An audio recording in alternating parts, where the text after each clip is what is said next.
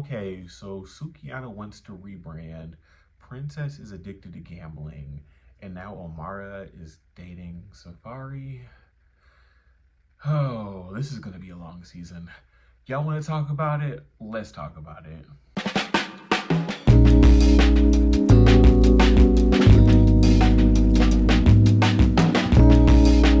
What is up, you guys? Welcome back to Leo Reviews. I'm your boy Leo, and today we are here to review Love and Hip Hop Miami season. What was this, 5? I think it's a season 5 or 6.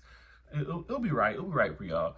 But it's episode 1, and honestly, I'm kind of excited about this. I don't know what it is. I feel like ever since Love and Hip Hop has actually made the transfer from VH1 to MTV, it's a better show. It feels like old school Love and Hip Hop, and this episode definitely felt like a Love and Hip Hop episode. It didn't feel like what has been transpiring for the last couple years, but it felt Love and Hip Hop. It was ratchet, it was funny, it was entertaining, and honestly, I think I like this cast.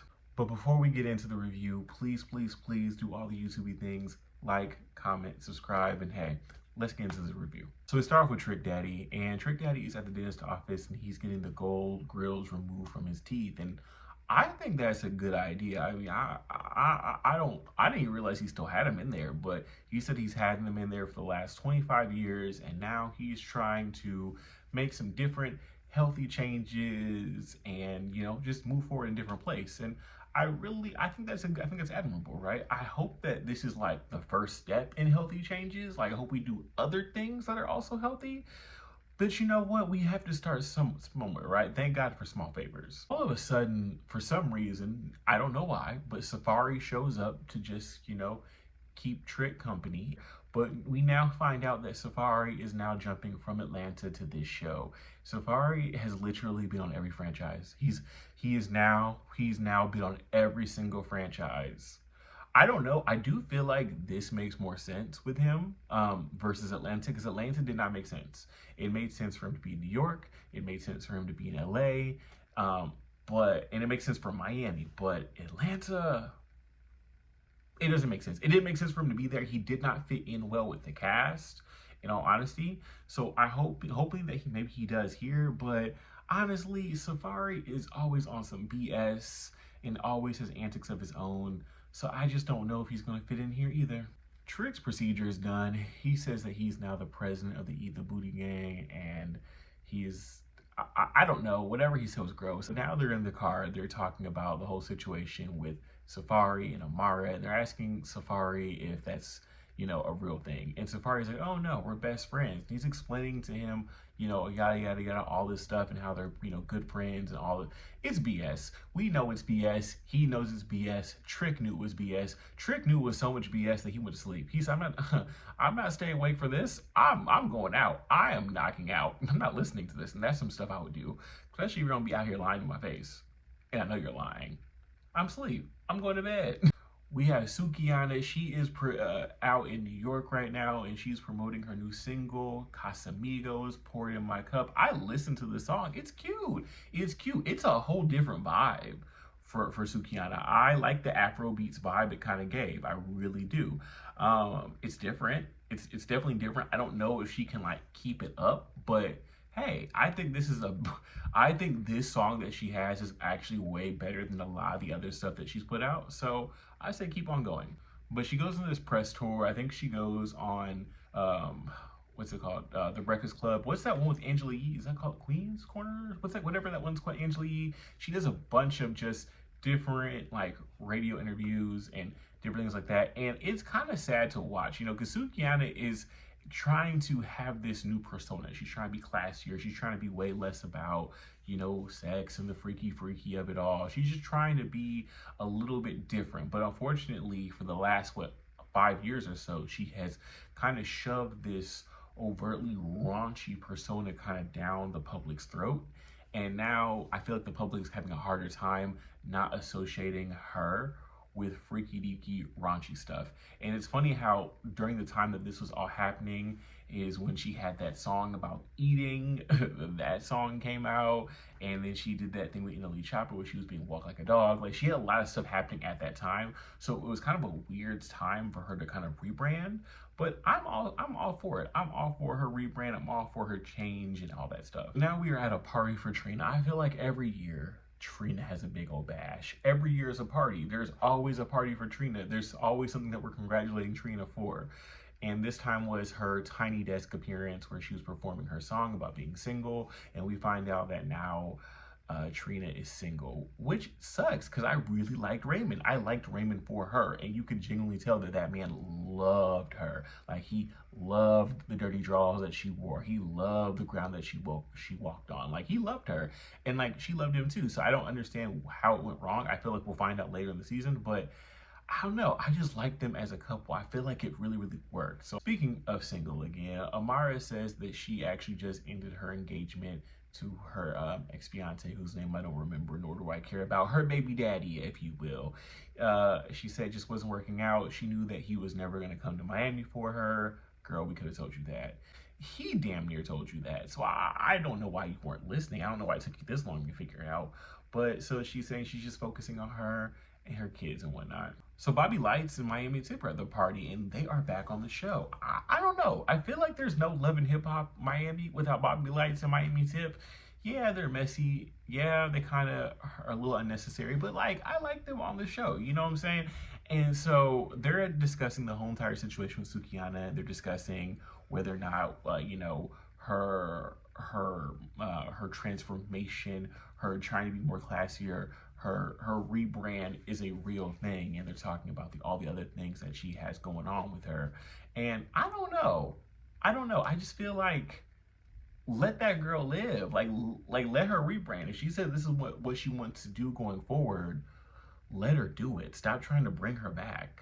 In continuation with Bobby being messy, he sits down with Amara, and him and Amara start talking about, everything that has gone on with Amara and her whole situation with Safaree. And, once again, Amara is him and Han and talking about how her and Safaree are just friends and all this type of stuff and how there's really nothing going on with it. Bobby doesn't believe it. We don't believe it. Bobby says that he's friends with a lot of the women that Safaree used to date, so he's just trying to warn Amara, like, if she is dating him, because she has a terrible track record in men. And honestly, Amara has the worst taste in men.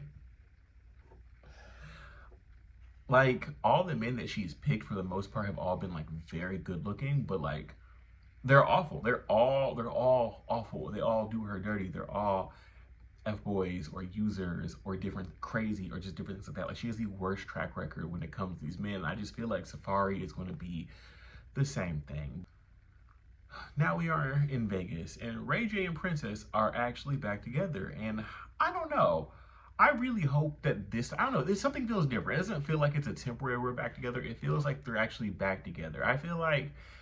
I really hope that they're able to figure out and get to that good place, that sweet spot in the relationship where they're not having any more issues and drama and infidelities and this and yada, yada, yada, that. Like, they have issues this season, but I hopefully that they're able to get back into a good place. Because they're toxic, but I just don't see Ray J without Princess. And I don't see Princess without Ray J because I feel like they've been together for so long at this point. But they're in Vegas, and at this point, their new issue that they have now is that Princess is now just playing poker and she's gambling all the time, and she's away from the house because all she's doing is she's just gambling and gambling and gambling. Ray J ends up going to a party that's hosted by Trick Daddy, and he's venting to Trick Daddy, and he ends up telling him that Princess actually gambled away and lost $1.2 million playing poker. And I was just sitting there, I was like, 1.2? 1.2? Oh no, oh no, oh no. After that 1.2, we ain't gambling no more. We're not losing no more money. You're about to gamble away all of our coin. Oh, that's a lot of money. How does one lose that much money?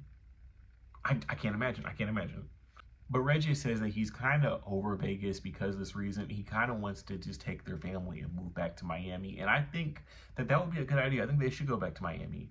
Honestly, I think they should go back to LA. They should go back to LA, and they should bring Love and Hip Hop Hollywood back. I think that would be cool. That would just be peak.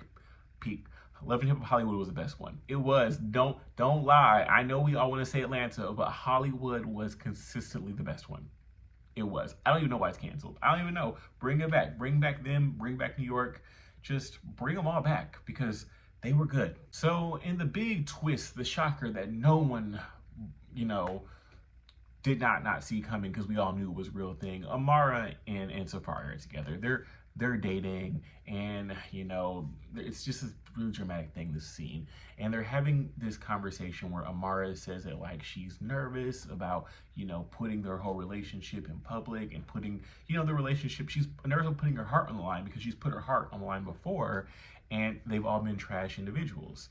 And Safaree's like, well, that has nothing to do with me, yada yada yada. I'm not those guys. And honestly, he's right. What she went through in the past has nothing to do with him.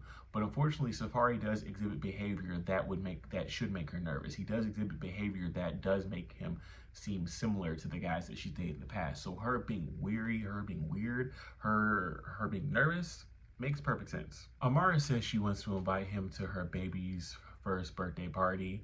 But she doesn't know. She feels like once, you know, she brings him in the public, it's just all going to go to hell. And he says, you know what, forget about what people are going to say, forget about what they're going to do. It's me and you. Let's go and let's do this, and let's set it on fire. You know, let's do all this.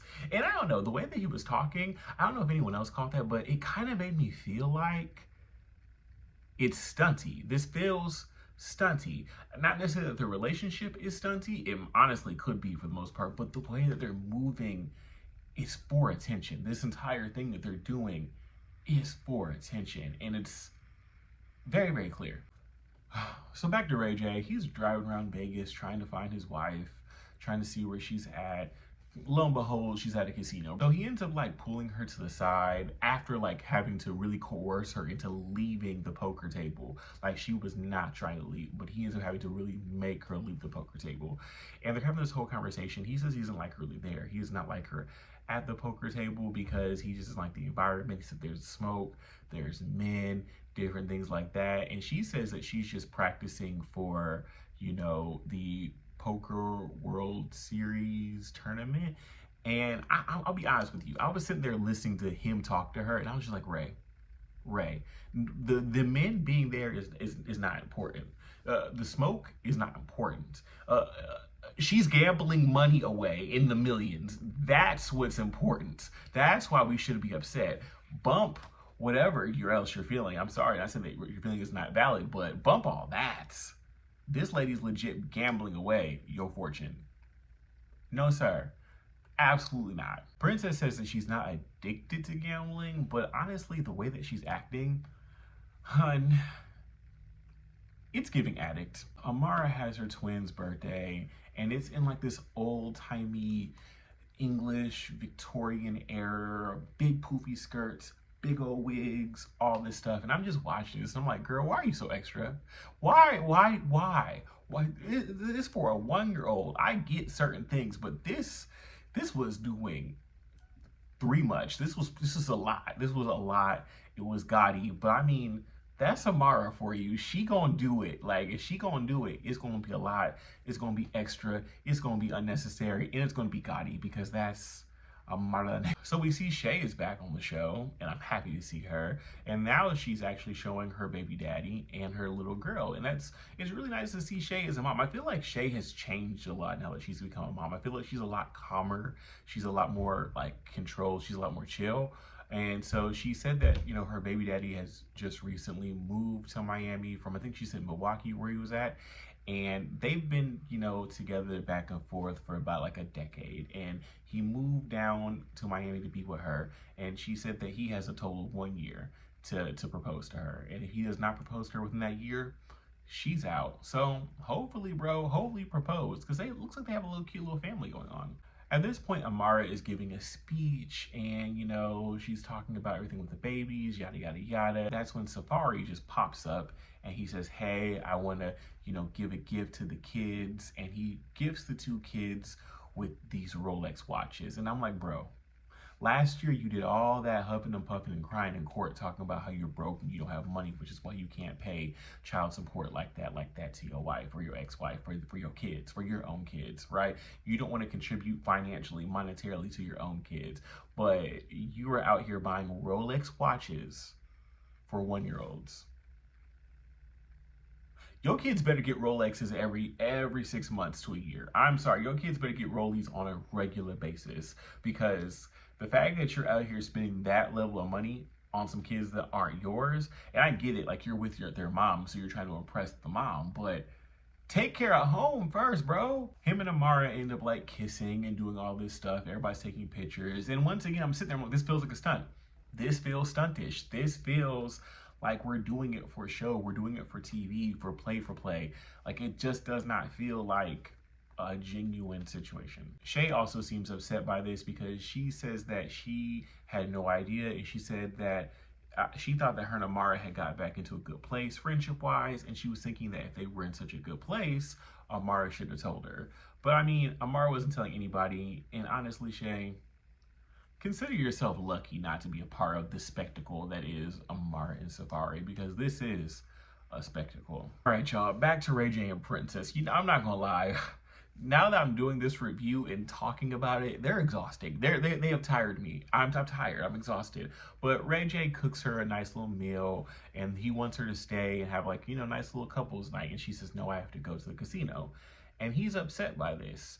And they started to have like this really intense conversation, because he does not want her gambling. He does not want her doing all this. And her thing is that she's always supported him in all of his dreams, his endeavors, his businesses, all these things. And she feels like now that it's her turn to follow her passions, her dreams, which I guess is now poker, she doesn't feel like he is being as supportive to her. And I get that. I do get that. I do get that. I get where Princess is coming from. I feel like this is probably not the dream or the endeavor. I don't know if Princess is actually good like that, to where she's winning like that. But girl, you've already lost $1.2 million. Ray J tells her that Vegas is a wrap. He no longer wants to be in Vegas. He wants to move the family back to Miami. And Princess tells Ray J that she's not going back to Miami. She wants to stay in Vegas, and that she feels like her husband needs to support her dreams. I don't know, y'all. I don't know. Are we gonna be in like Vegas? Like, I don't want this to be the entire thing. I'm already exhausted about hearing about it, and I can't imagine how worse this could go for the two of them. All right, y'all. So we're at our final scene with Sukihana, and she is now, debuting her new music video for her song Casamigos. Like I said before, the song is cute, right? But, everybody's feeling it, vibing to it. And after she's done, presenting the song, she sits down with Bobby, and Bobby decides he's going to be messy, and he starts bringing up all the old things that she's used to do, that she's done, the being walked like a dog, the eating, all that type stuff. And at this point, I feel like it was like Suki had PTSD, and so she just went off on Bobby. And so now her and Bobby are just arguing, going back and forth. She is going off on him because she does not like the fact that she feels like he's judging her. She also says that she doesn't like the fact that him and Miami Tip really kind of judged her and made her feel bad about having OnlyFans years ago. And now Bobby has an OnlyFans. And I get it. It's really hypocritical. The part of the argument that got me, right, was when Sukihana calls Bobby a trifling whore. Here's the thing, I don't shame nobody, because here's the get how you live it. But girl, the irony of Sukihana calling anybody a trifling whore when you were just doing trifling whore activities. I'm just saying.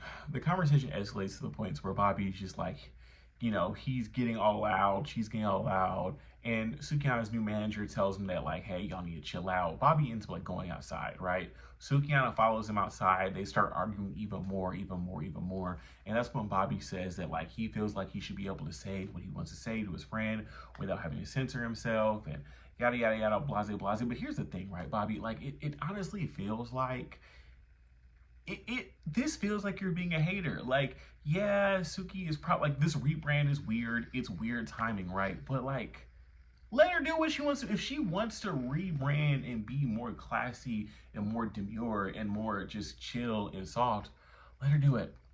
Bro, it's not that deep. Let her do it. Like, you're doing all this for what? For what, bro? It just comes off as a hater. And honestly, I'm on Suki's side with this one. Like, bro, What did she say? You and your Bucci cat need to get out of here.